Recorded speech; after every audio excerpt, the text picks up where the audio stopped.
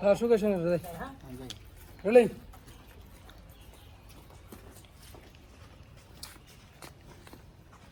rolling 5 4 3 2 1 0 action